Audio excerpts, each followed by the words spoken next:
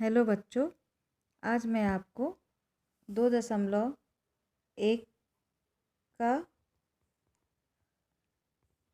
सघन बसाहट के बारे में आप लोगों को बताऊंगी। उत्तर का जो मैदान है वो बहुत ही घना बसा हुआ है और इसको समझने के लिए हमको वहाँ के एक गांव मीरपुर पर हमको नज़र डालना है। मीरपुर वहाँ का बहुत ही पुराना गांव है और उसका बदलता हुआ स्वरूप हम यहाँ देखेंगे कि वहाँ सन 1861 में अर्थात आज से 150 वर्ष पहले गांव के अधिकांश हिस्से में खेती होती थी। जो भी वहाँ पर कुछ थोड़े बहुत जंगल बचे थे वह भी 1921 तक काट लिया गया। सन 1921 के बाद पिछले 90 वर्ष में खेती की भूमि बढ़ी नहीं है और 1921 में प्रत्येक हेक्टेयर भूमि पर लगभग 3 लोग आश्रित थे।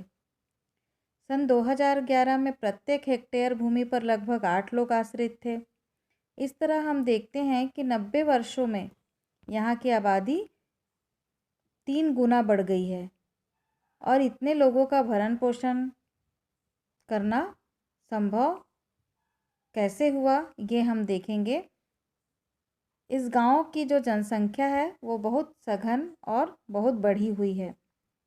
मीरपुर की सन 1921 से 21 में 731 लोग थे यहाँ पर और 1981 में 1848 लोग हो गए और यहाँ की जनसंख्या 2011 में 2279 हो गई। तो इस तरह से यहाँ की जनसंख्या बढ़ती गई। मैदानी इलाका और उपजाऊ मिट्टी के साथ साथ यहाँ पर अच्छे सिंचाई के साधन भी हैं। जैसे कि हमने देखा था कि पंजाब, हरियाणा और पश्चिमी उत्तर प्रदेश के चिन्हित इलाकों में हमने पढ़ा था कि वहाँ पर सिंचाई किस तरह से होती है और वहाँ की सिंचाई के अनेक तरीके हैं। वैसे ही यहाँ पर भी सिंचाई का बहुत पुराना तरीका है। जो 150 वर्ष पहले खेतीहर भूमि का 1/4 हिस्सा ही सिंचित था, वो अब 1921 से लेके 1981 तक के वर्षों में सिंचित इलाका लगभग 2 गुना बढ़ गया है और वहाँ पर अब पूरी खेतीहर भूमि सिंचित है। मतलब जितनी भी खेती के लायक भूमि है वो सब में सिंचाई होती है, सिंचित होती है। हम जानते हैं कि सिंचाई की सुविधा में 2-3 फसलें ही ली जा सकती है और पैदावार भी बढ़ जाता है। एक ही वर्ष में भूमि के एक ही भाग पर से अधिक फसल उगाने को बहुफसली कहा जाता है और यह भूमि से उत्पादन में वृद्धि का सबसे आसान तरीका है। मतलब एक से ज़्यादा फसल लेने को क्या कहा जाता है? बहुफसली कहा जाता है। मीरपुर में किसान अपनी सिंचाई प्रणाली के कारण, विकसित सिंचाई प्रणाली के कारण एक वर्ष में 3 फसलें पैदा करने में वो सफल हो गए और 50 वर्ष पहले तक जहाँ कुओं से पानी निकाल करके सिंचाई की जाती थी, अब वहाँ पर बिजली से चलने वाले नलकूप लगा दिए गए हैं। ये नलकूप पहले सरकार की तरफ से लगाए गए थे, लेकिन किसानों ने स्वयं नलकूप लगाने अब शुरू कर दिए हैं। वहाँ पर अभी सभी गांव में सिंचाई की ऐसी अच्छी सुविधा नहीं है, लेकिन मैदानी क्षेत्र की तुलना में दक्कन के पठार में सिंचाई की सुविधा बहुत ही कम है। हम देखते हैं कि आज भी देश में लगभग 40% से कुछ कम क्षेत्र सिंचित है और शेष क्षेत्रों में खेती वर्षा पर निर्भर होती है। जहाँ पर अच्छी वर्षा होती है वहाँ पर अच्छी फसल पैदा होती है और जहाँ पर नहीं होती है, वर्षा अच्छी नहीं होती, वहाँ पर फसल भी अच्छी नहीं होती है। ये प्रकृति पर जो निर्भर रहते हैं उनके लिए है। लेकिन जो अपने संसाधन से का उपयोग करके जो खेतीबाड़ी करते हैं उनको अच्छी फसल मिलती है। खेतों में रासायनिक उर्वरक और कीटनाशकों के अत्यधिक उपयोग की वजह से खेत की जो उर्वरा शक्ति है अब कम होती जा रही है। किसानों द्वारा स्वयं के नलकूप लगाने की बढ़ती हुई संख्या में भूमिगत जल स्तर तेजी से गिर रहा है और इस भूमि जल स्तर के गिरावट के कारण किसानों को पहले से भी गहरे ट्यूबवेल अब लगाने पड़ रहे हैं। इस कारण से छोटे और गरीब किसान उन्हें अत्यधिक कठिनाइयों का सामना करना पड़ता है, क्योंकि उनके पास इतना पैसा नहीं होता है कि वो ट्यूबवेल लगा सकें। अब हम देखते हैं उत्पादन के संगठन। मीरपुर में उत्पादन के समग्र प्रक्रिया को समझने के लिए हम यहाँ पर देखते हैं कि भूमि, पानी, श्रम उत्पादन के लिए आवश्यक कारक हैं। सबसे पहले तो भूमि होना चाहिए, पानी होना चाहिए और श्रम होना चाहिए। ये तीनों चीज़ें होना बहुत ही आवश्यक है। कृषि में कड़ी मेहनत की भी आवश्यकता होती है। अपने परिवारों के सदस्यों की मदद से अधिकतर छोटे किसान अपने खेतों में काम करते हैं, और जो मध्यम और थोड़े बड़े किसान होते हैं वो अपने खेतों पर मज़दूरों से काम करवाते हैं। यहाँ खेत में काम करने वाले मज़दूर भूमिहीन परिवारों या जिनके पास बहुत ही कम भूमि है वो आते हैं, है ना, जहाँ जो गरीब हैं उन्हें मजदूरी नगद या वस्तु में की जाती है। मतलब उनको मजदूरी के रूप में पैसे दिए जाते हैं या फिर कुछ सामान दी जाती है जो उनके ज़रूरत की हो, जैसे फसल, धान है, चावल है, जो भी उनको दिया जाता है।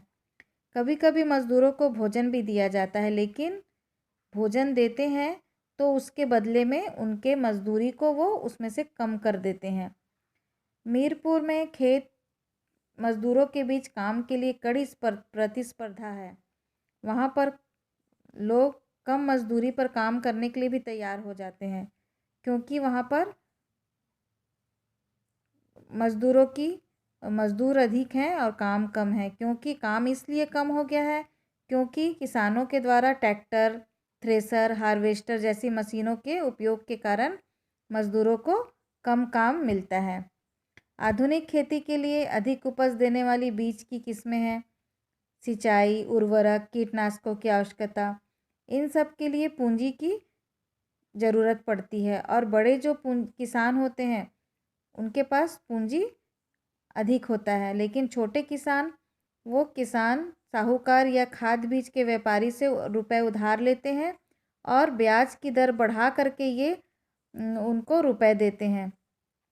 छोटे किसानों के विपरीत जो मध्यम किसान होते हैं वो बड़े किसानों को आमतौर पर खेती में बचत होती है, इसलिए वे खेती के लिए आवश्यक जो बीज होता है, पूंजी होता है, उर्वरक है, कीटनाशक है, मजदूरों का वेतन है, इन सब की व्यवस्था वो कर लेते हैं। तो इस प्रकार से बड़े किसानों के पास ट्रैक्टर है, वे अपने खेतों का हल चलाते हैं और बुवाई के लिए उसका उपयोग करते हैं।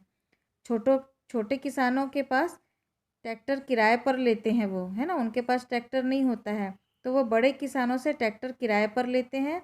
उनमें से ज़्यादातर के पास थ्रेसर और हार्वेस्टर भी है, और सभी किसानों के पास अपने खेतों की सिंचाई करने के लिए कई ट्यूबवेल भी लगाए गए हैं। अब हम देखते हैं वहाँ का मीरपुर का डेयरी और अन्य रोजगार क्या क्या है। तो वहाँ पर कई परिवारों के पास डेयरी एक व्यवसाय है, क्योंकि उनके पास में भैंस है, गाय है, जिसको वो पाल करके डेयरी का काम करते हैं। लोग बरसात में उगाई गई विभिन्न प्रकार की जो घास है, ज्वार, बाजरा और भूसी अपने भैंसों को खिलाते हैं, और वे पास के जो कस्बे हैं जहांगीराबाद में जा कर के दूध को बेचते हैं। वहाँ 2 व्यापारियों ने दूध संग्रहण केंद्र खोल रखा है, जहाँ से दूध बुलंदशहर और दिल्ली जैसे दूर के स्थानों में भेजा जाता है, और यही डेयरी वहाँ के जो गांव के लोग हैं उनका जीवन चलाने का ये जरिया है। वर्तमान में वहाँ पर मीरपुर में भवन निर्माण कार्य में भी कुछ लोग लगे हुए हैं, 50 लोग। और मीरपुर में मिश्री लाल ने बिजली से चलने वाली एक गन्ना पेराई मशीन खरीदी और गुड़ तैयार करते हैं। उसमें भी कुछ किसान अपना गुड़ खरीदते हैं और गुड़ बनाते हैं, जिसे वे जहांगीराबाद के व्यापारियों को बेचते हैं। और वहाँ पर और भी कुछ व्यवसाय हैं करने के लिए, जैसे कि गांव में छोटे दुकानदार हैं, दुकानों में चावल, गेहूँ, शक्कर, तेल, बिस्किट, चाय, टूथपेस्ट, ये सब चीज़ें वो बेचते हैं। और कुछ परिवार उनके बस स्टैंड के निकट होते हैं, वहाँ से छोटी दुकानें लगाते हैं, वहाँ पर खाने पीने की वस्तु की बिक्री करते हैं। तो इन सब में वो अपने परिवार के बच्चों की और महिलाओं की सहायता करते हैं, लेते हैं। कुछ दुकानदार अपने गांव की वस्तुओं का भी क्रय करते हैं और बड़े गांव और शहरों में ले जाकर विक्रय करते हैं। जो व्यक्ति आटा चक्की चलाते हैं वे गेहूँ वहाँ के किसानों से लेते हैं और कस्बे के बाज़ार में जाकर बेचते हैं। तो इस तरह से अधिकांश व्यक्तियों के वहाँ पर स्वरोजगार हैं, जैसे किसान हैं, दुकानदार हैं, फेरी वाले हैं और कुछ लोग मजदूर